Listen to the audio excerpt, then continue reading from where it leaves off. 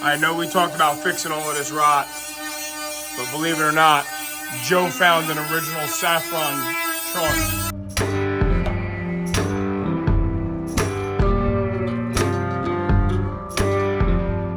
Well, welcome back. We're on to our next part of the project, and guess who's here? The guest of honor, the owner of this car is here. And I'm gonna show Joe how to make some of these pieces on the doors, but before we get into all that, let's just recap that these fenders are fixed. We have 5 pieces of body panels, right? 2 doors. We have 2 fenders, and we have a trunk lid. That we need. We do need a trunk lid because we're not gonna replace this trunk lid. We're gonna save this trunk lid because there's the original dealer sticker, Walter Chevy Olds, Camden, New York. And I'm gonna hide the repair behind the trunk trim. But that's not happening yet. Like I said, the fenders are done. But Joe's excited to kind of get in here and see how this happens, right? Because he's down in Georgia making the magic happen in the video side of things. This is the obviously driver's door. We have some rot here at the top, same we had in Alyssa's convertible. There's some rot inside the jamb here. So that's what we're gonna work on today. Cutting out some rot, fixing some doors, and with any luck, we can get doors mounted where they go. And then we can see how this car starts looking like one piece again. I think ultimately, Joe's pretty impressed with progress, I think, right? Oh yeah, this is great. He hasn't seen... This is great. He hasn't seen this stuff.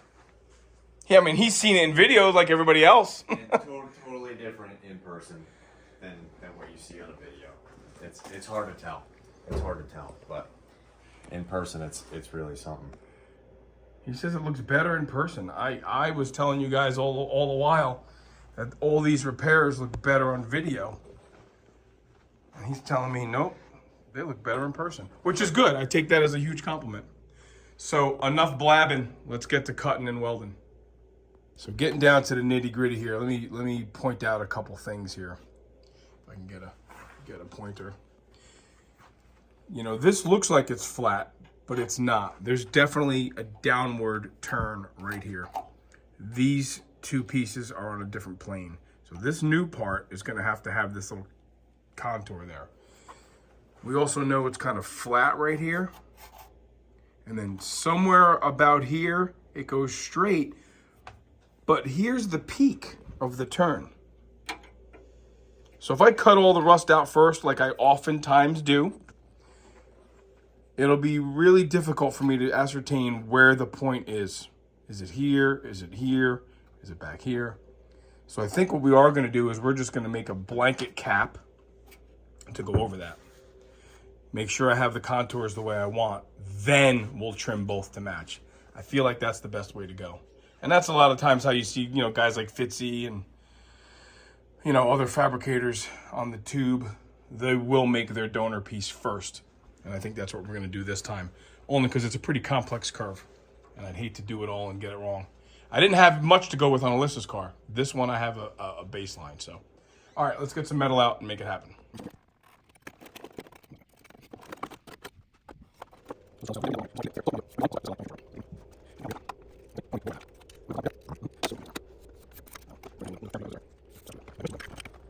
Okay, see? Look where we're at there. So we already kind of, just by salvaging that part that was off our front fender patch, this created a lot of advantages by using this, because that, you can start seeing how we already have that curve right there. This is a pretty complex curve to make, to have a 90 that turns without pie cutting it or shrinking the outside. So it's important because I want to keep the peak right here. So here I have that line. So I want it to have this shape and then go flat. So I think I'll get ramming here now. Loosen that up a little bit more. This way we can, and there a lot. And then when you do one cut, by doing one cut and then doing the pleat game and folding it over, well, now you know where this other cut exactly has to be, as far as, instead of guessing, you know what I mean? So you know where they overlap. Like if I go like this and show you guys, obviously you know that the cut has to be right there to make it a perfect line. Right. is where we're going to start trimming it. And then we'll get my favorite mini flap out, and we can always modify it as we go. That's what I think I want. This one here.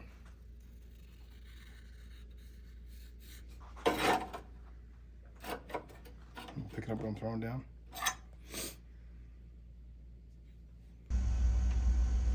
All of that's coming out. We know that this all has to get softened up. This has to get softened up, so it's definitely less than ideal. But once we have it laying in there, then we know we can modify this, and that's going to give us more flesh there to do that downward curl in here.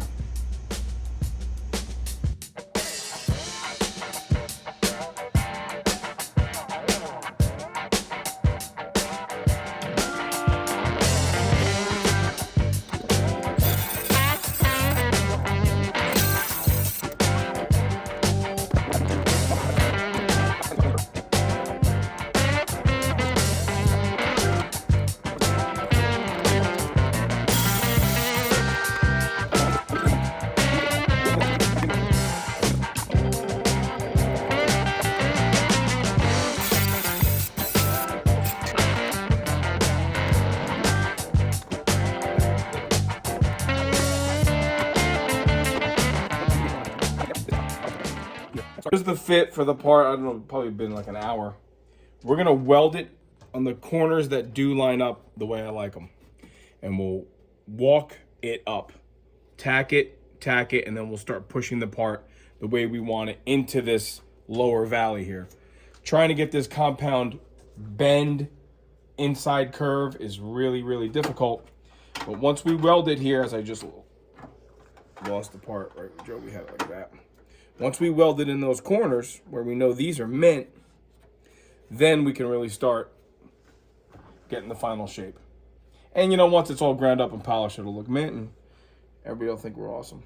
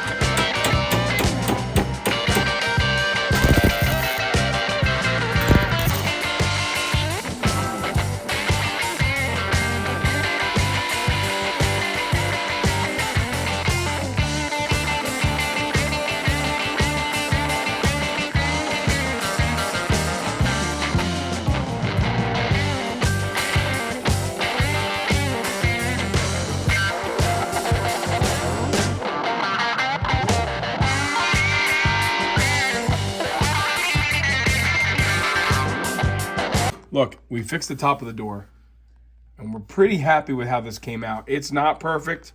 Like I often say, I'll be the first to admit it's not perfect. But let's remember where the stripping goes along here, and there is a door panel that sits there. So just this little piece is visible. We're going to move on to the rest of the door, and down by the lower hinge is a hole. Joe cleaned this up. We're going to cut this piece out and weld in a piece there. I don't think we're going to do one continuous large piece. I think it'll be two sections. But maybe we should investigate that, actually. Maybe we should pull this clip out.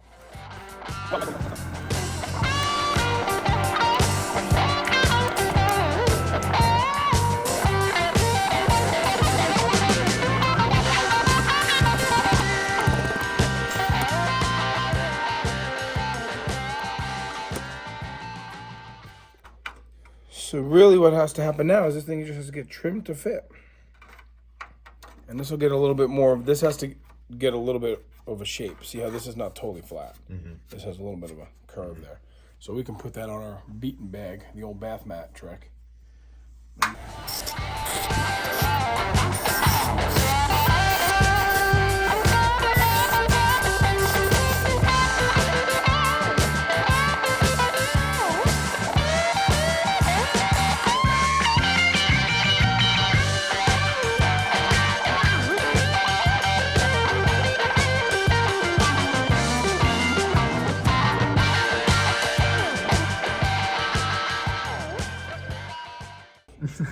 Great. Oh, there it is. Yeah, it fits. So we know that dimensionally this will fit. To do it that way, we know we're gonna trim it more.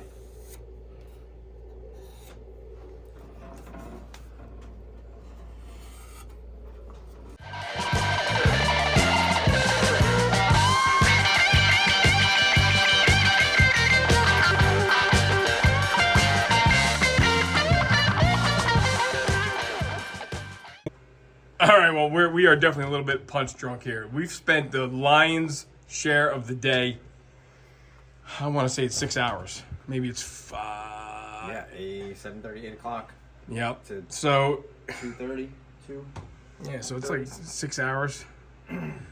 Less lunch, blah, blah, blah. The top of the door is repaired. Yes, there's some pinholes. I get it. This was still a pretty complicated piece to make. Relatively proud of that. Down here, there was a hole. We made a patch here. And on the very bottom of the door, that was all rotted, and we made a patch there. So there's still some pinholes in here. Hard pressed to do another course of weld to just fill in pock marks. You know, there's plenty of imperfections on this car that we are just gonna live with as per the plan. So at some point you got to just draw the line. But that's a good day's work. We're certainly going to wrap it up here for the day until we decide to do the other door. Then that could be part 2 of the same day. All right, he's going to go put this door over there and take a look at the other.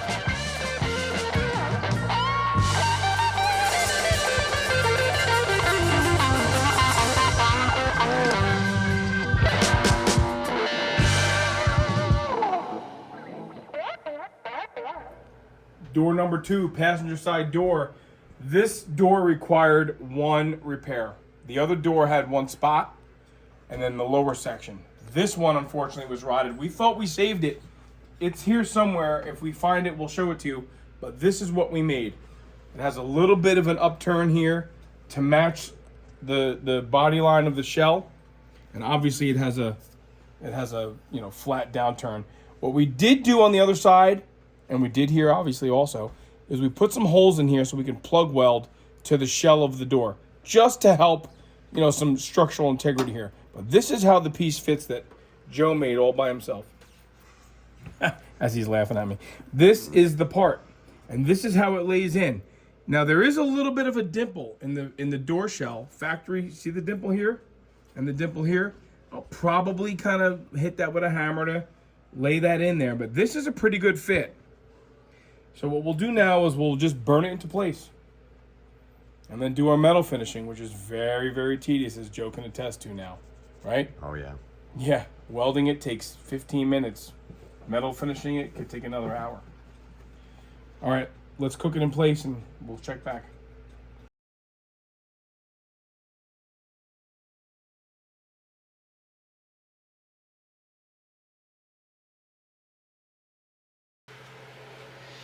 All right, we're gonna start working on the door jamb here, cleaning it up, so when we put the door on, we're not struggling to get to it. So this is the easiest time to start cleaning it up. Take some steel wool and some compound.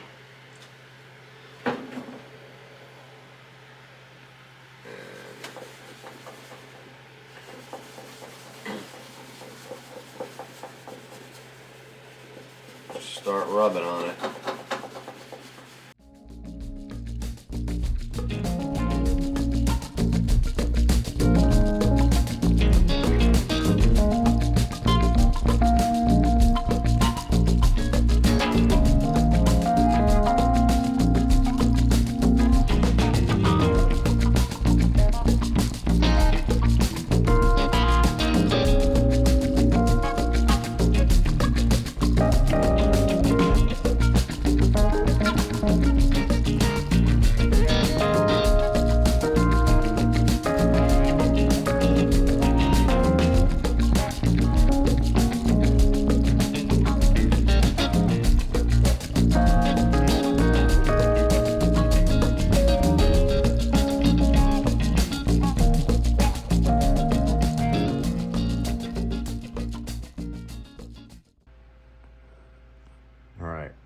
got the top half done for the most part. A few touch-ups, just kind of cleaning up the, the surface rust and bringing back the old paint. See, we still have to do the inside of the jamb there, but this is cleaning up pretty good.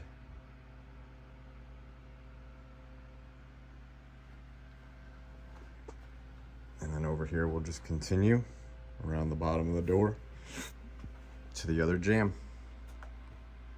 Look at that though.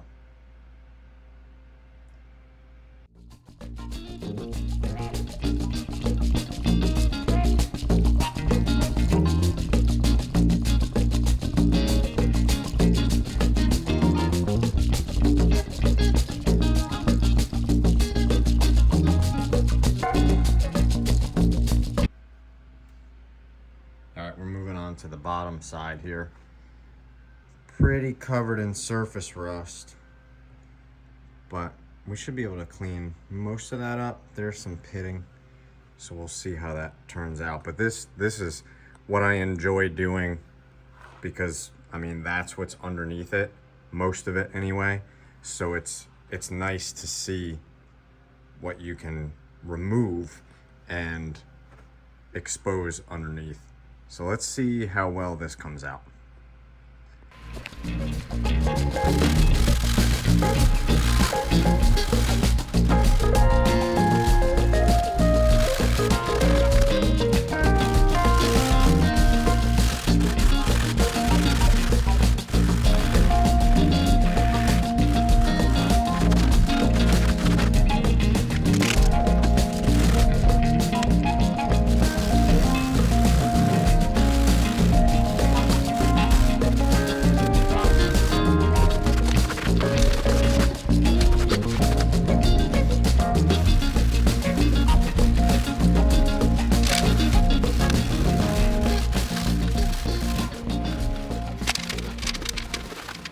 Alright, so it's cleaning up a little bit. A lot of paint missing, so we can't do much about that. But it looks a whole lot better. So we're just going to keep going around, and then this door will be ready to put on the car. And we'll get the other door and do the same thing.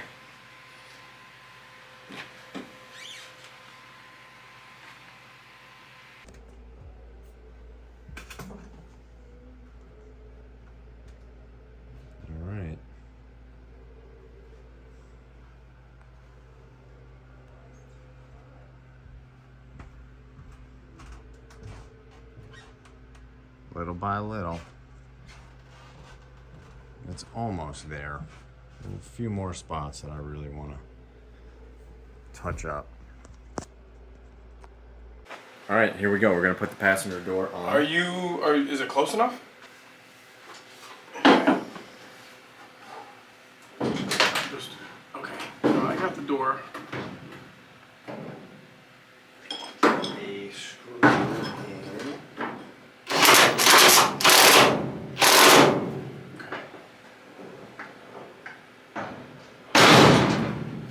That's a pretty good fit right there. Yeah. But see, the bottom of the door we want to go in, but that means we have to walk it this way on the original hinges, which we've never moved. Right. Alright, tighten them up there.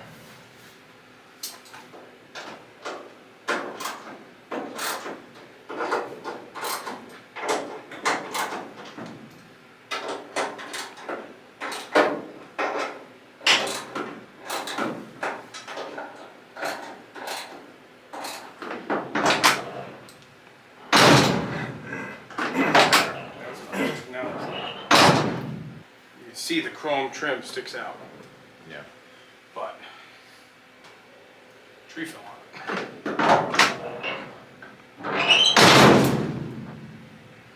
How this door lined up brand new, that's not bad, but that's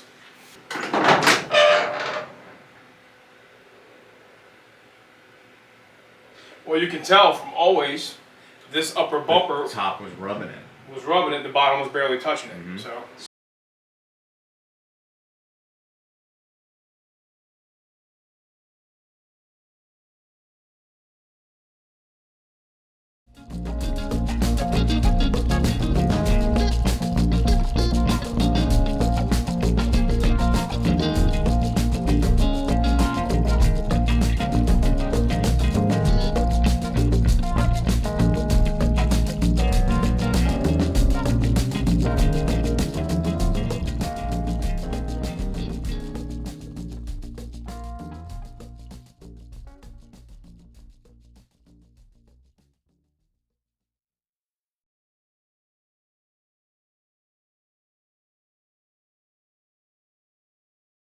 All right, so we're back today. Yesterday, we did the door jambs, cleaned all of them up, and today we are gonna do the fenders that just got repaired. They look a little bit like this. So we're gonna hit them with some steel wool and compound. Just a quick, easy way to get them cleaned up. And they should clean up pretty good. Still have a little bit to do there. So that gives you a little bit of what it did look like and what it could look like or will look like when it's done.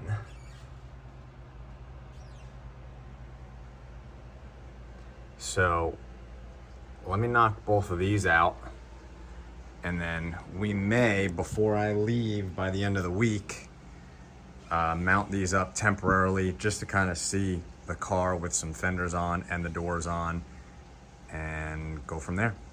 All right.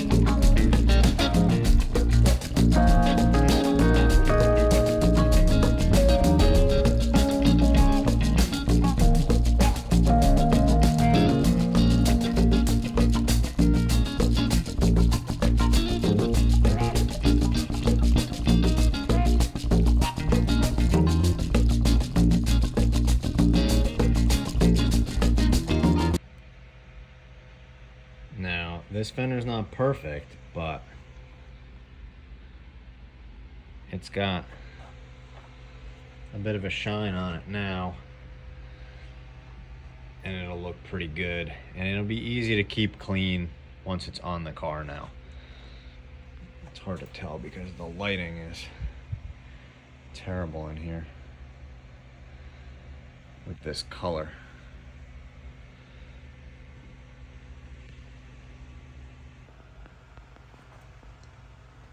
All right, that's a finished fender, ready to bolt on the car whenever, whether we mock it up or it'll be later down the road, but cleaned up nice. It's not perfect, not supposed to be, but it looks good. Now we just have to do the top of this fender.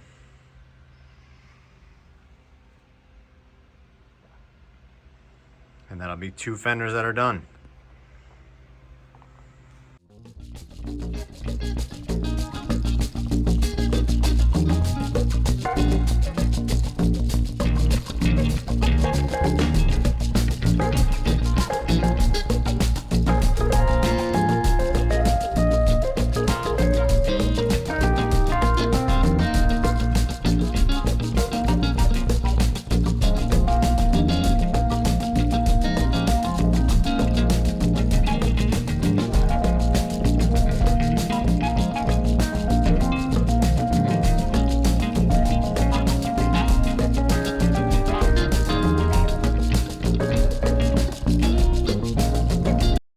All right, so this morning I went to New Jersey to pick up this trunk lid, which turned out to be the same color, which is what we were looking for, to be a donor for that trunk lid.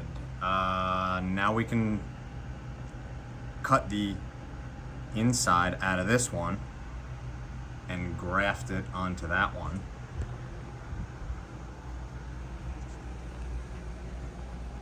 They've both been repainted, but they're both saffron yellow. So we'll see what we can do with these to make one. I only have a couple more days here. It's Wednesday now, so I'm gonna clean the new one up.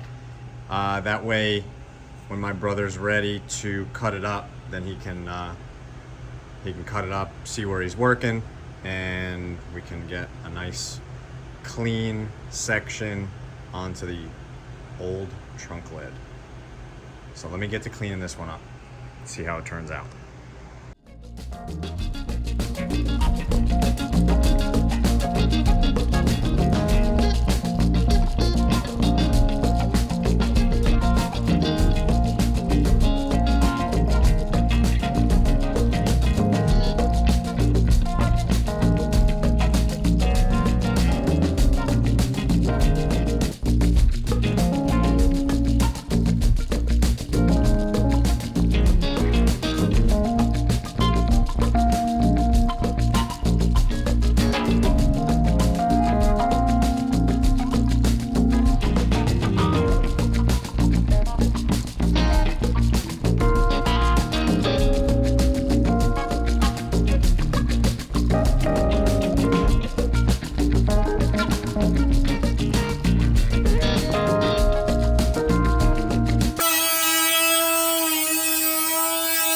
Not the original trunk.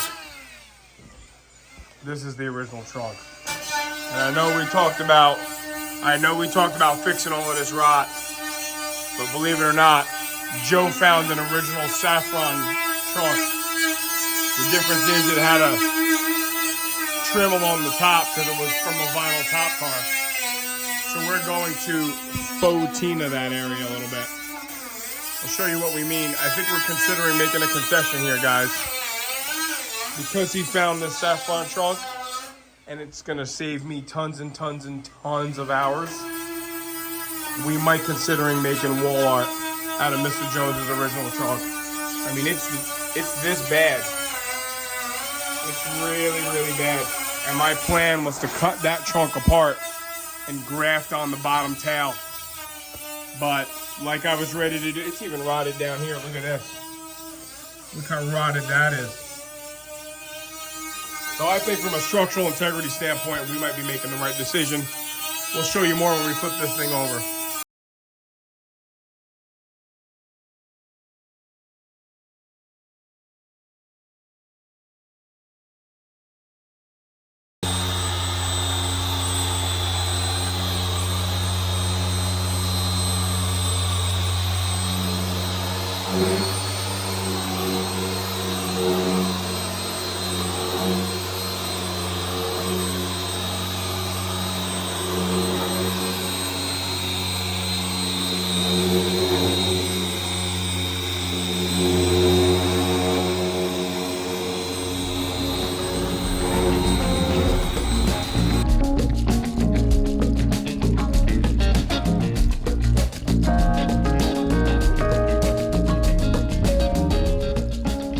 I have no idea where we're at in the succession of this next video. I want to share something with you guys. I'm going to eat a little bit of crow. The Mr. Jones fans out there might or might not understand where we're at. And where we're at is we're really trying to clean this car up. I know a lot of you guys are saying, what are you doing all this work for and you're leaving this? That's not the original trunk lid. It's not. It's originally a saffron trunk lid. And Joe found this thing and brought it home, and we had intentions of cutting this baby right here to fix all the rot that's in our original trunk lid. And I gotta tell everybody here, man, to be perfectly honest, if this trunk was any other color, and I mean any other color, it'd be cut up. But it's originally saffron. It's never been painted under here. We put the original hinges with the original hinge bolts, and those shims between the hinges and the trunk lid are Mr. Jones shims. This is not Mr. Jones's trunk. Man, it kind of looks the part, doesn't it? So, we're all gonna have to lock elbows here and go with the flow.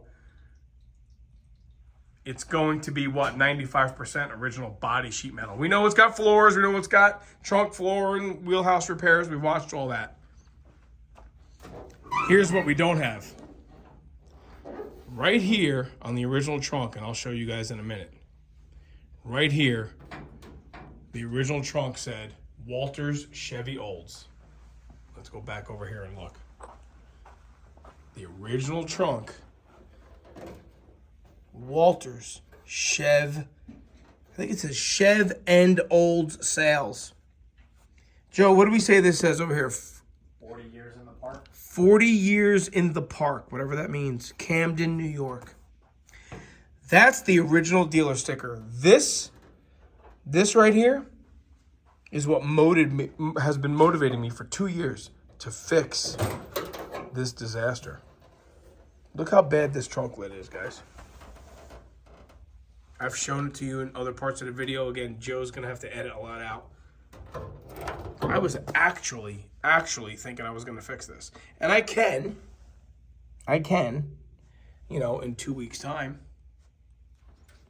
I think we made the right decision. I think we found a saffron trunk lid that's going on it. That's wall art. That might be our new conference table. All right, this car's got a trunk lid. It's got 2 doors. The fenders are fixed. It's starting to really become a car again. Albeit no frame, no drivetrain, no interior, no glass, no wiring. All right, Joe's got to get back home. We got to get back to some reality here, but this has been another very, very productive week. And newsflash, we have officially broken 700 hours. All right. I think we're at 710 or something like that. So we'll do that in another video. All right. Thanks for watching. Thanks for keeping up with us. Thanks for watching all this metal work. I'm sorry about ripping you guys off on the trunk repair. I did tell you we're going to do something cool for the trunk. But Joe alluded, I think earlier, we might have a surprise. So there's the surprise. All right. A rotted old repainted trunk lid. All right. See you next time.